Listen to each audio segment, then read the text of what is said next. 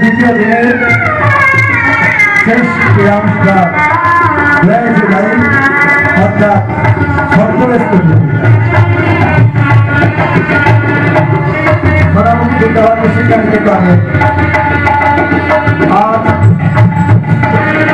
দ্বিতীয় দিনের প্রথম শেষ ক্রীড়ানুষ্ঠান 2 জুলাই অর্থাৎ সপ্তদশ প্রতিযোগিতা তা শুরু হয়ে গিয়েছে। যে সমস্ত প্রতিযোগীরা এখনো মাঝে মাঝে প্রবেশ করেনি তাদেরকে বিশেষভাবে অনুরোধ করছি আর 5 মিনিটের মধ্যে মাঝে প্রবেশ করিয়ে দিন।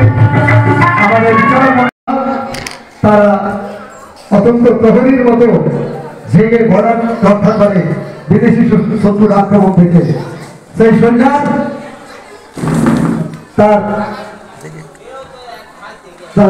87 নাকি কত কিছু আছে সেই সব দিয়ে দেশকে রক্ষা করার জন্য রয়েছে। আর গার্জেনদেরকে মাঠ থেকে একটুখানি সরে যেতে বলছে, অনুরোধ করছি। আমাদের বিচারক মন্ডলী ঢুকে যাচ্ছে, দয়া করে গার্জেনরা আর মাঠে থাকবেন না। আমি আর 2 মিনিট সময় দিচ্ছি মাঠে গার্জেনদেরকে সাজানোর জন্য। 2 মিনিটের মধ্যে কিন্তু আমাদেরকে সরে যেতে হবে, তাহলে ডিসকোয়ালিফাই করে দেবো। এবারে বিচারক মন্ডলী 2 মিনিটের মধ্যে ঢুকে যাবে। 2 মিনিট টাইম দিলাম সাজানোর জন্য। 2 মিনিটের পরে কোনো গার্জেন থাকবে, যেখানে গার্জেন থাকবে সেটা ডিসকোয়ালিফাই হয়ে যাবে। আমরা বাতিল বলে ঘোষণা করবো। সাংবাদিক দিলীপ ঘোষ মাঠে নেমে পড়েছে।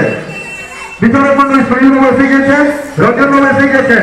চলছে সোনামুখী বিদ্যাভারতী শিক্ষা নিকেতনের বার্ষিক ক্রীড়া অনুষ্ঠানের 2 জুলাই অর্থাৎ 14 প্রতিযোগিতা।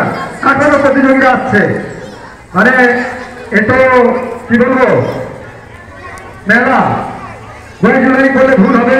নানা রঙে রঙিন করে এই পৃথিবীকে সাজিয়ে তোলার যে প্রকৃতি যেমন মেতেছে, নানা ফুল রঙের ফুল দিয়ে প্রকৃতিকে সাজিয়ে তোলে, আমাদের আর নানা রোগ পাহাড়ের রোগসজ্জায় ফুটিয়ে তোলার চেষ্টা করেছে। আসুন, যারা দূরে রয়েছেন এখনো পর্যন্ত মাঠে প্রবেশ করেনি তাদেরকে বলছি আর সময় নষ্ট না করে মাঠের মধ্যে প্রবেশ করার জন্য আমাদের বিচারক মন্ডলী এগুলি প্রবেশ করছেন।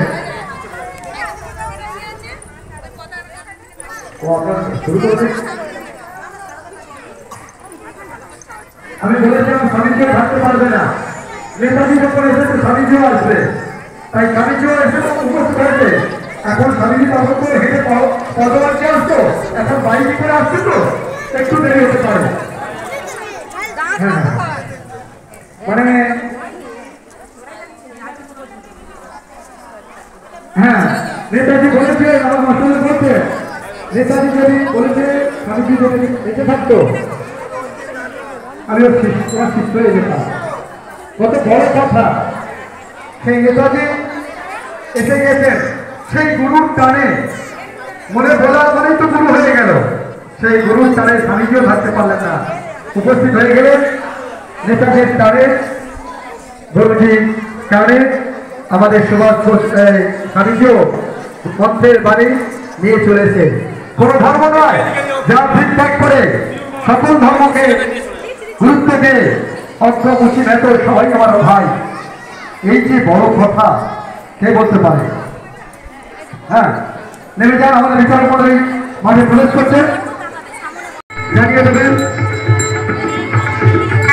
সবাইকে দেখা না হওয়া পর্যন্ত কোনো তার জন্য মারে ভেবেন না। সমস্ত প্রতিযোগী দেখা হয়ে গেলে আমরা 5 মিনিট জানালা থাকলে যার জন্য শুরু করা করবে। যার জন্য আমি সংযুক্ত চাই 5 মিনিট পরে আমাদের ভিতরে কাজ শেষ হয়ে যাবে। আমাদের সদস্যদেরকে বিচারক মন্ডল হিসেবে সুনীল হালদার মহাশয়, প্রাক্তন শিক্ষক জলগাড়ি इसमें साजिश की जाए, उपस्थित फोकस है, इससे अफवाहें फैलाई जा रही हैं। स्किप कर दो। शक करें मेरी ईमानदारी तो बहुत उत्तेजित हो गया है तू। जिस दिन तो उसको हाथ लगाना सही देगा और ये आश्रम नहीं है माफ है। নিয়ে আমরা বিচারক মন্ডল এইভাবে আছেন সুনীল হালদার মহাশয় শিক্ষক, পোস্টমাস্টার রঞ্জন হালদার, সাংবাদিক বিনোদ ঘোষ, শ্রদ্ধা জনতা, তারা তাদের মতামত জানাবেন।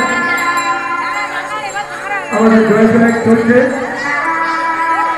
বিদ্যাভারতী সভাপতি বিদ্যাভারতী শিক্ষা নিকেতনের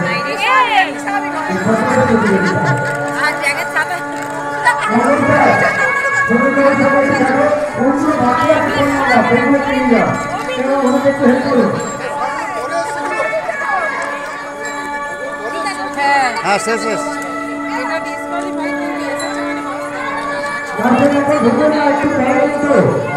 কারণ আমাদের ভিতরে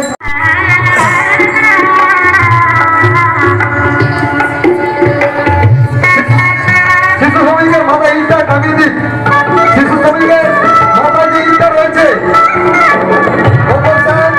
শিশু শ্রমিকের মাথায় ইটাকে টাঙিয়ে দাও। 3 থেকে 10 বছরের ভিতরে তাদের যে রূপসজ্জা আর আমরা চলে এসেছি সোনামুখী, এখানে এক কেজি স্কুলে। সেই স্কুলের যারা কর্মকর্তা আছেন এবং এখানে যারা বিচারক ছিলেন তাদের কাছে কিছু শুনে নেব। আজ মানে সোনামুখী বিদ্যাভারতী দেখতে দেখতে 23টা বছর কাটিয়ে 24-এ পদার্পণ করেছে। আর প্রতি বছরই আমরা একটা ছোট ছোট ছাত্রছাত্রীদের বার্ষিক ক্রীড়া অনুষ্ঠানের আয়োজন করে থাকি, তাই এবছরও তার হয়নি। আজ আমাদের গতকাল থেকে আমরা এই ক্রীড়া অনুষ্ঠানটা শুরু হয়েছিল।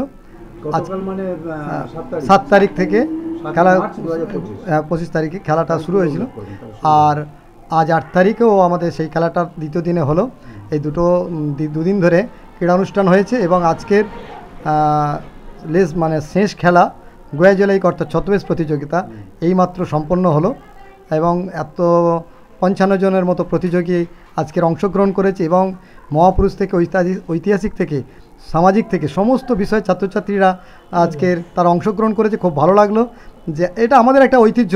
বিদ্যাভারতী মাস্টারমশাই তো বহুদিন ধরে আসেন, রঞ্জনদাও আমাদের সঙ্গে যুক্ত আছে। এরা জানেন আমাদের গজলাই মানে একটা আলাদা আকর্ষণ, তা বাড়তি আকর্ষণ থাকে।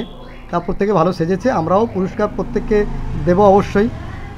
এবং দেখতে দেখতে স্কুলটা আজকে এই 24 বছরে মানে পড়বে আর কি, 25 হয়ে গিয়ে 23 হয়ে গিয়ে। তা আমরা এইভাবে পরবর্তীকালে এই আজকের ক্রীড়া অনুষ্ঠান হলো, এরপরে আমাদের বার্ষিক অনুষ্ঠান সাংস্কৃতিক অনুষ্ঠানটা আমরা নভেম্বর মাসে করব।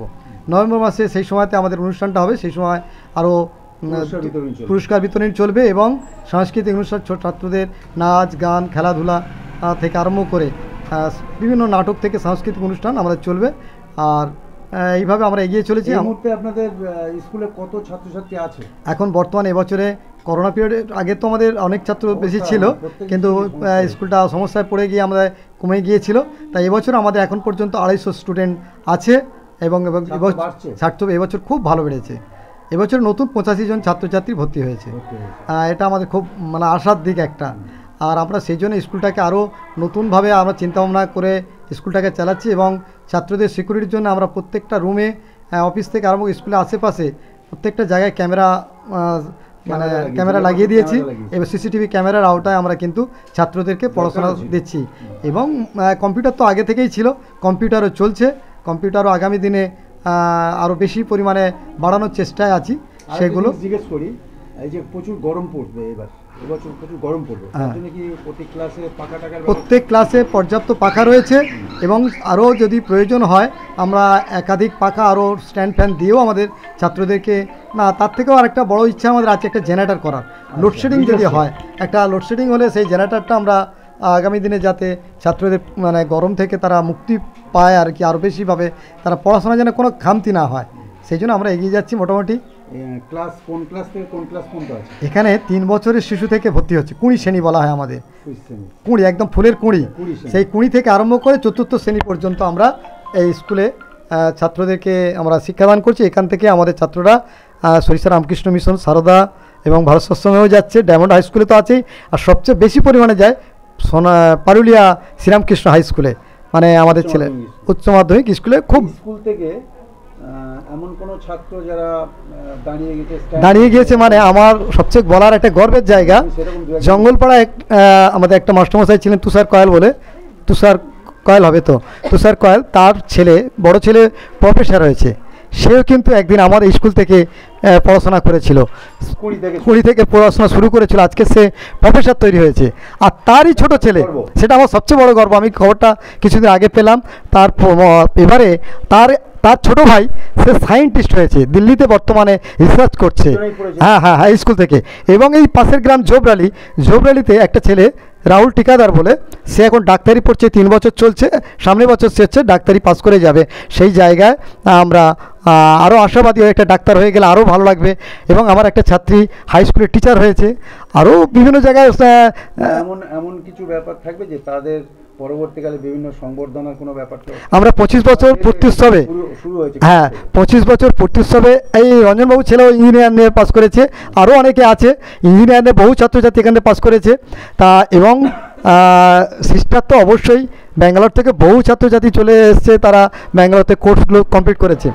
এবারে আর যেটা হচ্ছে সবচেয়ে বড় কথা, যে আগামী দিনে আমরা ওই জায়গায় যেটা যেতে চাইছি, যে মানে ডাক্তার সিস্টার তো বটেই, আরও ভালো জায়গায় যেমন গবেষণা করছে, এটা শুনে যেমন গর্ববোধ করলাম, বিজ্ঞানী হয়েছে, দিল্লিতে রয়েছে, তা এর থেকেও আরও কিছু আমার জানা ওরা করতে পারলে সেটাই আমাদের সবচেয়ে গর্ব। আর 25 বছর ওদেরকে আমি অবশ্যই সবাইকে ডাকবো, আমন্ত্রণ জানাবো, আসতে না ওরা আসবে, ওদের সঙ্গে সাক্ষাৎ হয়েছে, ওরা দেখা, এবং আর্মিতেও আছে, আর্মিতেও রয়েছে, তামিলনাড়ুতে তারা পোস্টিং আছে, সুজয় রায় বলে, সেও আর্মিতেও আমার ছাত্রছাত্রী রয়েছে। তা আগামী দিন আমরা এই অনুষ্ঠানটা আরও, আমার নাম বাচ্চুলাল ভট্টাচার্য, আর আমি স্কুলের অধ্যক্ষ, আর এখানে দিদি রয়েছেন প্রধান শিক্ষিকা, প্রথম থেকে স্কুলের লগ্ন থেকেই রয়েছেন। স্কুলের কিভাবে চলছে? স্কুল তো এখন অনেক ভালো, একটু সমস্যা হয়েছিল, তখন অসুবিধা ছিল, ছাত্রছাত্রী একটু কমে গিয়েছিল, হ্যাঁ তখন সব জায়গায় এরকম হয়েছিল। এখন আমাদের ছাত্র, আমরা তো এবছর বিশেষ করে আশা করতেই পারিনি যে এতগুলো ছাত্রছাত্রী আমরা পাবো, হ্যাঁ, আর পরের বছর নিশ্চয়ই বাড়বে, হ্যাঁ বিল্ডিং বাড়ানো হয়েছে, হ্যাঁ দোতলা হয়ে গিয়েছে, হ্যাঁ। কেমন লাগছে আপনার? আমার খুবই ভালো লাগছে, এত বাচ্চা, এত তাদের গার্জিয়ান, তাদের মা বাবা আসছে, আমার ভীষণ ভালো লাগে। আমি বাড়ির থেকে স্কুলকে বেশি ভালোবাসি, এখানেই আমার বেশিক্ষণ আমি সময় কাটাই, আর ছাত্রছাত্রীদেরকেও আমি নিজের মায়ের মতো ভালোবাসি, আর ওরাও আমাকে ভীষণ ভালোবাসে। আমি যখন ক্লাসে যাই ওরা খুব আনন্দ পায়। ঠিক আছে, আপনার নাম? আমার নাম স্বপ্না হালদার, কি দায়িত্বে আছেন? প্রধান শিক্ষিকা। ঠিক আছে, আমরা সুনীলবাবুর কাছে আসছি। সুনীলবাবু দীর্ঘদিন এই স্কুলে যোগাযোগ, বিভিন্ন কাজেও যোগাযোগ, নানান কাজে যুক্ত। আমিও এসেছি যদিও এখানে সোচ্চার জনতার রিপোর্টার হিসাবে এবং জাজ হিসাবে। তা আমরা সুনীলবাবুকে জিজ্ঞেস করবো কেমন লাগছে, বলুন, 2-4 কথা বলুন। বিদ্যাভারতী স্থানীয় স্কুল হলেও খুব ভালো। কেন ভালো? যে বিদ্যার অধিষ্ঠাতা বাচ্চুলাল ভট্টাচার্য, ওর ছোটোবেলা থেকে আমি অনেক গুণ ওর দেখে এসেছি। আমি এখানকার ছাত্রদের সম্পর্কে বলবো না, আমি বলবো ওই বাচ্চুলাল ভট্টাচার্যের সম্পর্কে বলবো। ওর দেখেছি আমি এই যে ছদ্মবেশ, ওকে কিন্তু আমি সাজিয়েছিলাম একটা জায়গায়, খুব সুন্দর অভিনয় করেছিল। এছাড়া আমি যেখানে নাটক করেছি, ওর সে বিদ্যেটাও আছে। বাচ্চুলাল ভট্টাচার্যের অভিনয়ের যথেষ্ট জ্ঞান, গান বাজনা, হ্যাঁ, যেটা বলতে হয়, যদি স্কুলের যদি শিক্ষক শিক্ষিকা যদি ভালো না হয়, রান্নি যদি ভালো না হয়, রান্না ভালো হবে কি? ঠিক সেই একই, যার জন্যে এই বিদ্যাভারতী একটা অন্য জায়গায় পৌঁছে গেছে, পৌঁছে যাক, এটা আমি চাই। ওদেরও বলেছি আরও এগিয়ে যাক, এগিয়ে চলেছে। না, নিশ্চয় তার গুণ আছে, এসছে। হ্যাঁ, সেই জন্যে আমি বলি, বাচ্চা তুমি যেমন করছো চালিয়ে যাও, তোমাদের পেছনে আমি আছি। আমার তো অবসর সময় কাটাতে হবে, বাধা ও আসবে, ওটা হ্যাঁ, ও নিন্দুক আছে, থাকবে। একটা কবিতা যদি আছে, মনে আছে? সমুদ্র পারে সেই মুহূর্তে তাদের পাড়ায় পাড়ায় মন্দিরে বাজছিল পূজার ঘণ্টা। সকালে সন্ধ্যায় দয়াময় দেবতার নামে শিশুরা খেলছিল মায়ের কোলে। কবির সঙ্গীতে বেজে উঠছিল সুন্দরের আরাধনা। আজ যখন পশ্চিম দিগন্তে প্রদোষকাল ঝঞ্ঝা বাতাসের রুদ্ধশ্বাস, যখন গুপ্ত গহ্বর থেকে পশুরা বেরিয়ে এলো, অশুভ ধ্বনিতে ঘোষণা করলো দিনের অন্তিম কাল। এসো যুগান্তের কবি, আসন্ন সন্ধ্যার শেষ রশ্মিপাতে দাঁড়াও ওই মানহারা মানবীর দ্বারে, বলো ক্ষমা করো হিংস্র প্রলাপের মধ্যে, সেই হোক তোমার সভ্যতার শেষ পুণ্যবাণী। নমস্কার। খুব ভালো লাগছে আজকের সেই স্কুলটাতে এসে, যেখানে একদিন আমার ছেলেও পড়াশোনা করেছে। স্কুলটার নাম বলুন। স্কুলটা বিদ্যাভারতী কেজি স্কুল। একসময় স্কুলটা ছিল খুব ছোট্ট। যখন বাচ্চুলাল ভট্টাচার্য স্কুলটাকে নিয়ে তৈরি করেছিল, শুরু থেকে আমরা ওর পাশে ছিলাম, এখনও আছি। তবে আমি আমার কাজের জন্যে, বা আমি একটা অফিসে কাজকর্ম করতাম, সময় দিতে পারিনি, কিন্তু যে কোনো সময় ডাকলে ওর পাশে আসি। যেমন একটা সময়ে খুব সুন্দর নাটক এরা মানে প্রদর্শন করাতো স্কুলের ছাত্রছাত্রীদের দিয়ে, খুব ভালো। সেই সময়গুলো আজকে মনে পড়ছে, যে আজকের দিনে সেরকম নাটক মনে হচ্ছে আর মানে খুব দেখি না। তবে তার জন্য যে অক্লান্ত পরিশ্রম করতো, শুধু বাচ্চুলাল ভট্টাচার্য নয়, স্কুলের আর যারা সহকর্মী যারা আছে, যারা অন্যান্য দিদিমণিরা, সবাই অক্লান্ত পরিশ্রম করে একটা সুন্দর উপস্থাপনা তুলে ধরতেন আমাদের কাছে।